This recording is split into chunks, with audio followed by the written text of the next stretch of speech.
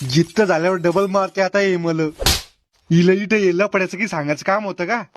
बाबा मावा तुमच्यातला जीव होता, मला तुमच्यासाठी लय काही करायचं होतं. म्हातारे मी तुमच्यासाठी जीवाचं रान केलं असतं. माशा अल्लाह, शुभान अल्लाह.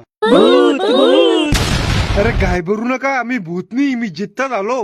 मेल्यावर कोणी जिद्द होतं का? मग एक काम अधुरं होतं म्हणून देवाने मला खाली पाठवलं. कोणतं काम? साहेबीन जोंगाचं. मला वाटलं आता मग कसं होईल. केलं का आपलं पित्तळ उघड? बाबा तुमचं स्वप्न पूर्ण करणंच पडल, नाही तर तुम्ही मरणारच नाही आहे ना. तुम्हाला शांती भेटणारच नाही आहे ना. मग साहेबीन सोंगून द्या सगळ्यांना मिळून, नाही तर लय तडपडन मावा जीव. बाबा सगळे पाहुणे येले तर याच्याकडून सोंगून घेऊ ना मग साहेबीन. आता समजलं मला, एकूण येळे आणायचे सांगितले होते तर. जर खरंच तुमचं मायावर प्रेम असन तर मी साहेबीन सोंगून द्या सान, नाही तर मी समजीन तुम्ही रडाची नाटकं केले.